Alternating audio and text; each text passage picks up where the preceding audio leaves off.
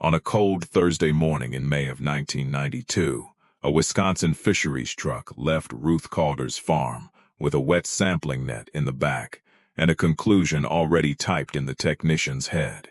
Her pond was too shallow. Her bottom soil was too soft. Her oxygen curve was too unstable. And the 11,200 yellow perch fingerlings moving beneath that dark water were, in the technician's words, a winter kill waiting to happen. 4 years later, the same department would come back down that road with insulated tanks, purchase orders, and a price per fish. But that morning, they did not even bother to close the gate behind them. Ruth stood beside the 9-acre pond and watched the truck disappear between two bare maple rows. She was 59 years old, recently widowed, and still wearing the green chore coat her husband had bought her the winter before he died. She did not wave. She did not call after them. She walked to the feed shed, measured out 28 pounds of pellets, and fed the fish exactly as her notebook said she should. Because Ruth Calder had spent most of her life learning a fact that official forms rarely capture. Water does not care who has the clipboard. It only responds to what you actually do. Ruth had farmed 246 acres outside Ellsworth for 31 years. The farm had been dairy first, corn second, and mercy last. The milk check arrived late. The feed bill arrived early. The spring mud swallowed machinery, and the August heat turned every small mistake into an expensive one. The pond had not begun as a pond. It had begun as a clay borrow pit on the lowest parcel, a scar left from a county road project in the 1960s. For 2 decades it collected brown water, mosquitoes, and the occasional rusted fence post. Ruth's husband, Frank, called it the hole that ate acreage. Ruth watched it differently. She noticed that the deepest cuts stayed cold through July. She noticed that water seeped in from the north bank even during dry weeks. She noticed reeds growing in a narrow band instead of choking the whole basin. And she noticed that after a hard rain, the suspended clay settled faster than it should have. She wrote those things down before she ever bought a fish. When Frank's health began to fail in 1988, Ruth stopped talking about converting the pit and started doing it. She hired a local excavator for 6 days, built 2 underwater shelves, cut a narrow refuge trench along the north wall, and installed a rock-lined overflow that carried floodwater away without scouring the banks. She did not design it to look like a farm pond. She designed it to behave like a system. The refuge trench held colder water. The shelves warmed early in spring.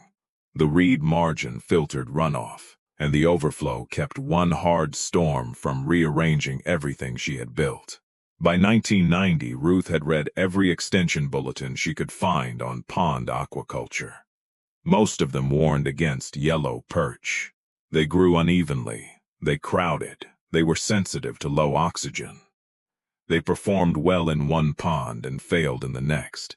That uncertainty interested her more than certainty would have.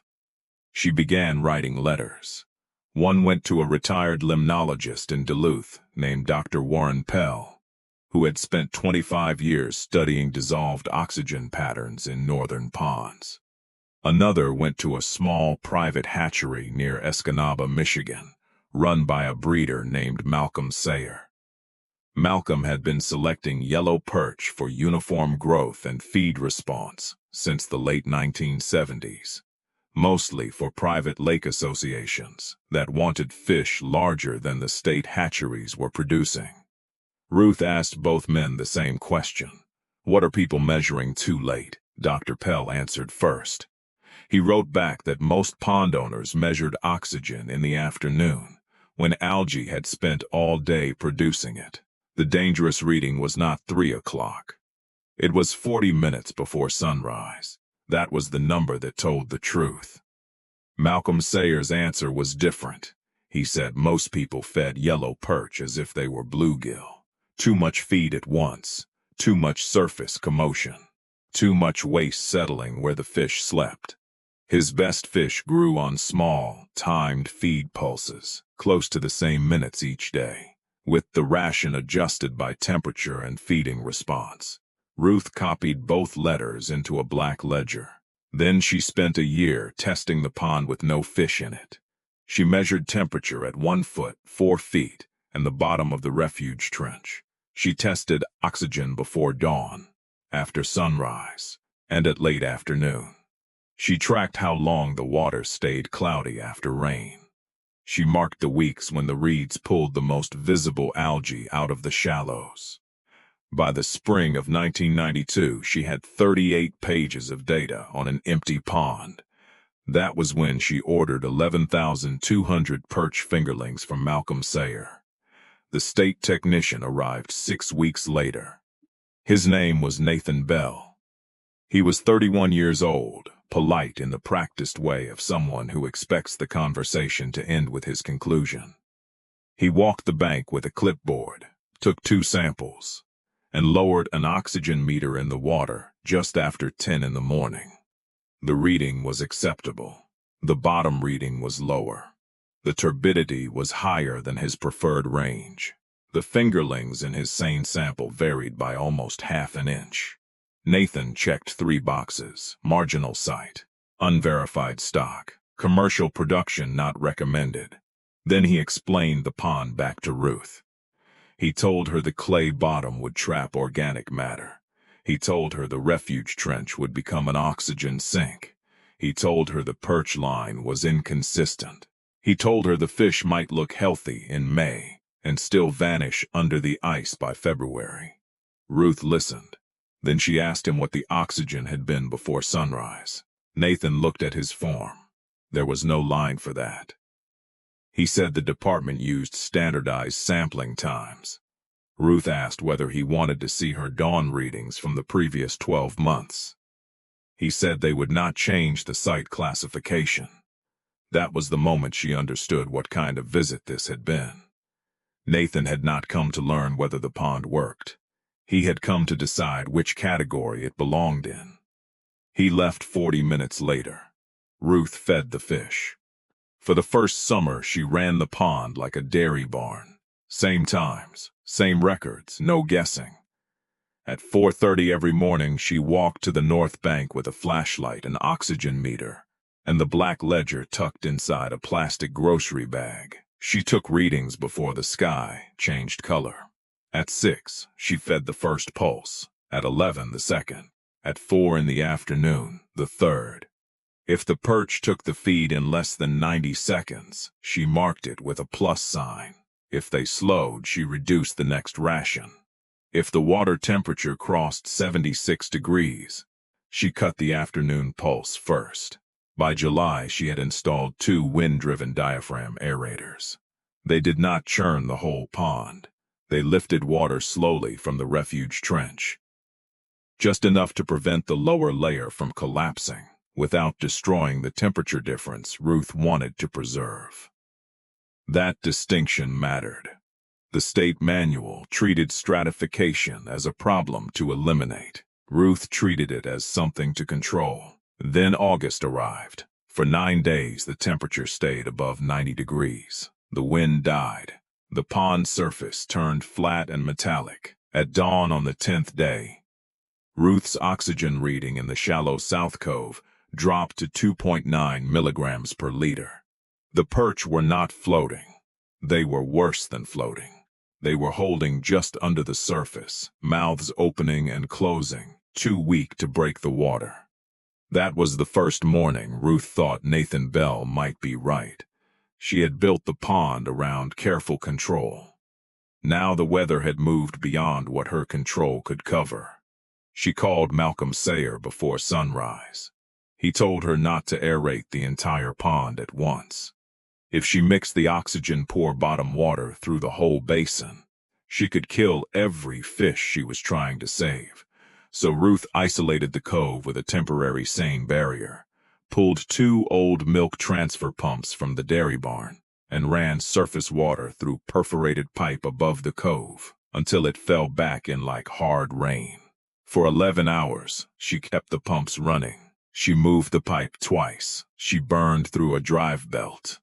She lost 683 fingerlings. But the rest of the pond held. That night, after the temperature finally dropped, Ruth sat at the kitchen table with the ledger open and wrote the number in ink. 683 dead, 10,515 remaining, estimated. Cause: dawn oxygen collapse in isolated South Cove after 9-day heat event.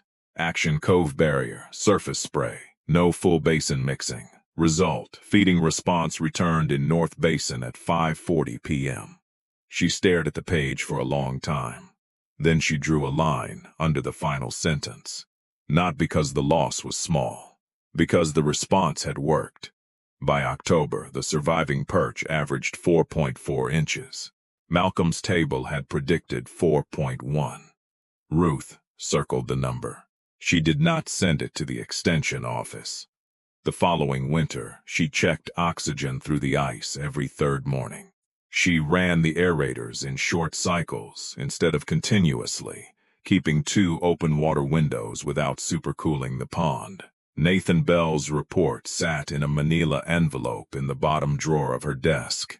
Ruth did not throw it away. She did not frame it. She kept it where she kept feed invoices, pump receipts, and weather records. Just another piece of information. In May of 1993, the perch came through the ice season with an estimated survival rate above 89%. By August, many were over 7 inches. That was when Ruth began letting people fish. Not the whole pond. Not whenever they wanted.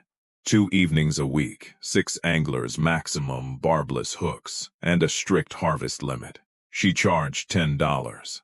The first people came because they were curious. The second group came because the first group had photographs. Yellow perch from public water in that part of Wisconsin were usually thin, inconsistent, and hard to find in summer. Ruth's fish were thick across the back and unusually uniform. They struck quickly, they fought hard, and when a man from town cleaned 4 of them on a picnic table, every fillet was nearly the same size. That detail spread faster than the photographs. Uniform fish meant something.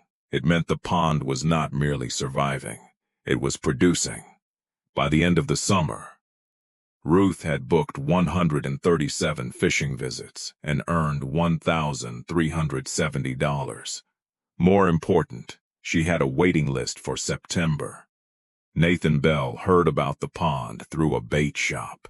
He dismissed the first report as exaggeration. He heard about it again from a county conservation officer. Then he saw a Polaroid pinned beside the cash register at Lyle's Bait and Hardware. A 12-inch yellow perch lay across a wooden ruler. Behind it, written in black marker, were the words, Calder Pond, August 19. Nathan looked at the photograph for several seconds. Then he bought a spool of line he did not need and left. He did not call Ruth. Instead, that fall, he submitted an article to the Regional Extension newsletter titled, The Hidden Cost of Unsupported Pond Stocking. He did not name Ruth. He did not need to. He described a clay-bottomed private pond in Pierce County, stocked with more than 11,000 uncertified yellow perch from an out-of-state supplier. He used the phrase, short-term appearance of success. He warned that recreational catches in the second summer did not prove winter survival, genetic quality, or commercial viability. The article reached Ruth folded inside an envelope.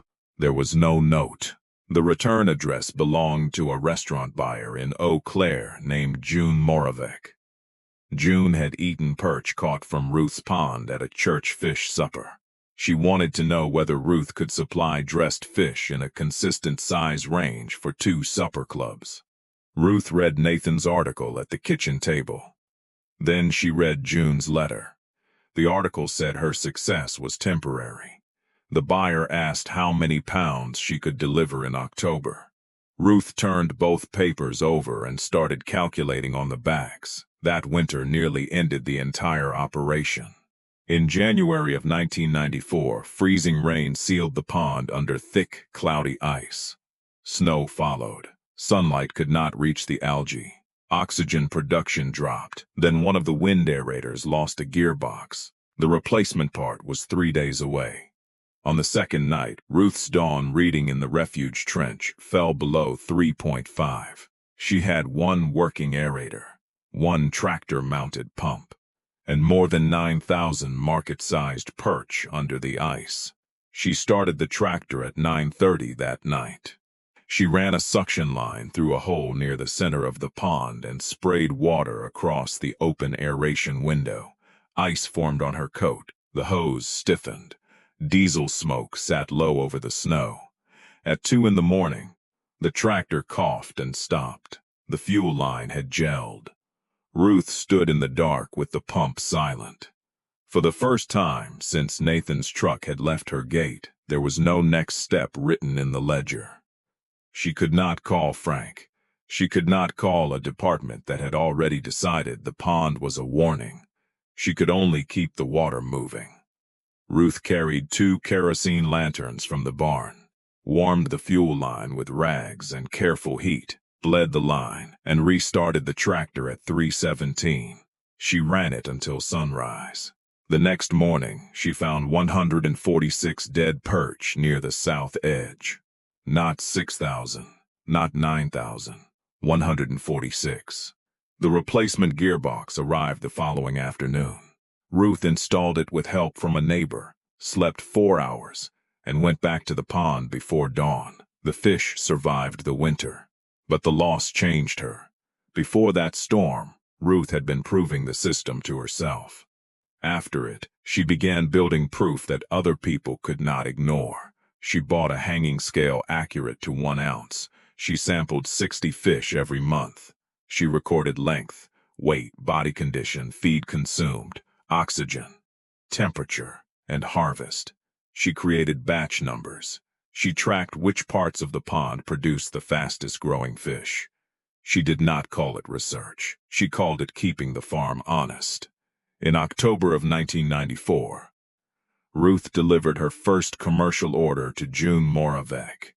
480 pounds of dressed yellow perch, packed in ice, with an average dressed weight of 9.2 ounces. The order brought in $2,016. June sold out in 3 nights. The next order was larger. So was the one after that.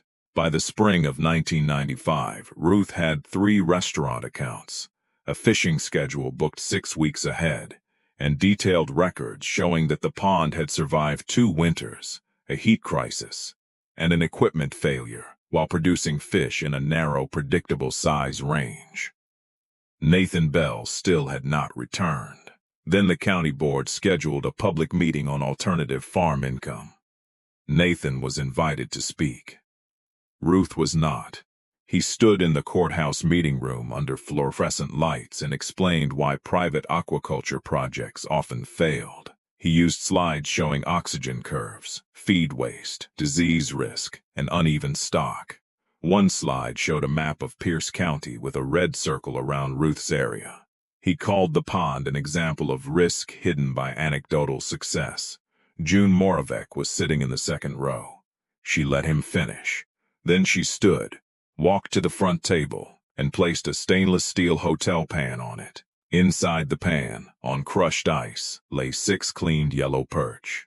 Every fish was nearly the same length. Every fillet line was clean. The room became very quiet. June said, "These came from the risk you're describing." Nathan looked at the fish. June continued, "I buy by the pound. I schedule menus 6 weeks out. I cannot use anecdotes. I can use invoices." She placed 3 receipts beside the pan. Then she asked him whether the department had any ponds in the county producing restaurant-grade yellow perch at the same size consistency. Nathan did not answer immediately. He said the department did not operate commercial food fish ponds.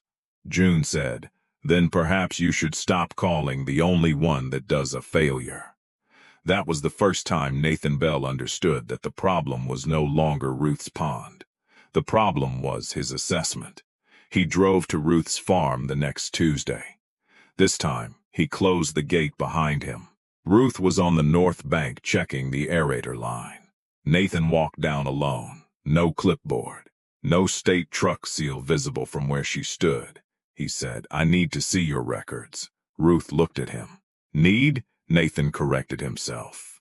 "I would like to understand what I missed." Ruth let the silence sit between them. Then she pointed toward the barn. "Boots are inside. The pond is muddy." Nathan changed his shoes. For the next 3 hours, Ruth showed him the system he had never asked to see. The dawn oxygen readings, the pulse feeding schedule, the refuge trench temperature data, the summer cove failure, the winter pump logs, the monthly weight samples, the restaurant invoices, the mortality totals, the feed conversion estimates. Nathan read slowly. He stopped most often at the bad numbers. The 683 lost in the heat, the 146 under the ice, the rising feed costs during the second summer. He understood what those numbers meant. Ruth had not hidden the failures to make the pond look good. She had used them to make the pond work better. At the end of the afternoon, Nathan stood at the edge of the water while Ruth fed the fish. She scattered the first pulse. The pond did not explode. That was not how Perch fed. Instead, dark bars appeared just below the surface, hundreds of fish moving in organized lanes. The pellets vanished in under a minute. Then the water settled again. Nathan said, "They're uniform." Ruth said, "They have to be." He asked, "Why?" "Because restaurants do not buy surprises." Nathan looked across the pond. Then he said, "Your oxygen pattern should not work with this stocking density." Ruth shook her head. "No. Your sampling schedule should not work with this stocking density." That line stayed with him. Nathan returned twice that summer. The third time he brought his supervisor. The department was facing a separate problem. A chain of public lakes in western Wisconsin had shown weak perch recruitment for 3 consecutive years. The hatchery could produce fry, but survival after stocking was poor and growth was uneven. Ruth's fish were not certified. They were not raised in concrete raceways. They did not match the department's preferred production model. But they were alive, consistent, and measurable. The supervisor proposed a trial. Ruth would supply 2,000 tagged fingerlings from her next spawn. The department would stock them alongside 2,000 hatchery fish in controlled coves and monitor both groups. Ruth asked the price. The supervisor offered 12 cents per fish. Ruth opened her ledger. She showed him what it cost to produce a fingerling to the required size, including feed, labor, mortality, tagging loss, and aeration. Then she closed the ledger. 20 cents. He said the department had a standard rate. Ruth said, "You have a standard survival rate, too." Nathan looked down. The supervisor asked whether she would take 16. Ruth said 19. They settled at 18.5 cents, with payments split between delivery and 12-month survival verification. That final clause was Ruth's idea. If the fish failed, she would absorb part of the loss. If they performed, the department would pay the rest. She was not asking them to trust her. She was asking them to measure the right thing. The trial began in April of 1996. At 12 months, Ruth's fingerlings showed a survival rate of 68%. The hatchery group showed 49. At 18 months, Ruth's fish averaged 1.6 inches longer and 27% heavier. The difference was not subtle. It was visible in the nets. It was visible on the scale. It was visible in the department report Nathan Bell helped write. The report described Ruth's fish as privately selected pond-reared stock. It did not call them unverified. The following spring, the department ordered 8,000. The price was 24 cents per fish. The truck that came to collect them stopped beside the same gate that had been left open 5 years earlier. Nathan was in the passenger seat. He got out, walked back up the road, and latched it himself. Ruth noticed. She did not say anything. By 1998, Calder Pond had expanded into 2 connected basins. The original pond became the grow-out water. A 3-acre nursery pond handled fingerlings. A narrow settling wetland filtered discharge before it reached the creek. Ruth's restaurant business grew to 7 accounts. The state contract became annual. Her records became thicker. And the farm's worst parcel began earning more per acre than its best corn ground. In 1999, Ruth's net income from 16 acres of water exceeded $27,000. That was not fortune money. It was something more useful. It was repeatable money. The restaurants paid for consistency. The anglers paid for access. The department paid for survival. 3 different customers were buying 3 different results from the same system. Ruth wrote that sentence in the margin of her ledger. Then she underlined the word system. Nathan Bell changed too. He stopped using Ruth's pond as a warning and started using it as a question. What are we measuring too late? He brought young technicians to the farm and made them take oxygen readings before sunrise. He made them inspect mortality records before growth charts. He made them walk into the water. When one technician described the private perch line as non-standard, Nathan answered, "Standard is not the same as proven." In 2001, the department revised its pond assessment form. A new section appeared beneath dissolved oxygen, sampling time, dawn minimum, daily oxygen swing. There was also a space for operator records and management response history. The form did not mention Ruth, but the blank spaces had come from her pond. Ruth never asked for credit. She asked for copies. She kept the old 1992 assessment in the same desk drawer. Beside it, she kept the first state purchase order. One called the pond commercially unsuitable. The other requested 8,000 fish. Paper had finally argued with paper. The water had settled the question years earlier. By 2004, Ruth was 71 and no longer carried feed sacks herself. She hired a former dairy mechanic named Luis Herrera to help manage the aerators, pumps, and harvest equipment. Luis was good with machinery. Ruth taught him to watch fish. She told him a pump could run perfectly while the pond moved toward failure. A meter could be accurate while the sampling time made it useless. A full feeder could still mean the fish had stopped eating. "Do not watch the equipment," she told him. "Watch what the equipment changes." Luis learned the dawn route. He learned the temperature breaks. He learned the difference between fish feeding because they were hungry and fish feeding because they had been conditioned to rise. He learned that uniform growth came from removing weak batches early, not pretending every fish belonged in the same program. By 2008, Luis managed daily operations. Ruth still reviewed the ledgers. She still walked the pond after storms. And every spring, when the state truck arrived, she stood near the loading tank until the last fingerling was counted. Nathan retired in 2010. At his final regional meeting, he did not show the 1992 slide. He showed 2 photographs. The first was the original assessment form. The second was a sunrise over Calder Pond with a technician standing waist-deep in the water, taking an oxygen reading. Nathan told the room that the greatest error of his career had not been a wrong number. The number he took in 1992 was accurate. The error was believing that one accurate number, taken at the wrong time, told the whole truth. He said, "I measured the pond when it was convenient for me." Ruth Calder measured it when the pond was in danger. Then he stopped speaking. Ruth received a copy of the talk in the mail. No long note. Only one sentence written across the first page. "You asked the right question before I knew there was one." She placed it in the drawer. Ruth Calder died in February of 2013, 21 winters after the department predicted her fish would not survive their first. The funeral was held during a week of hard cold. After the service, Luis walked alone to the pond. The aeration window was open near the north bank, black water moving against white ice. He checked the meter.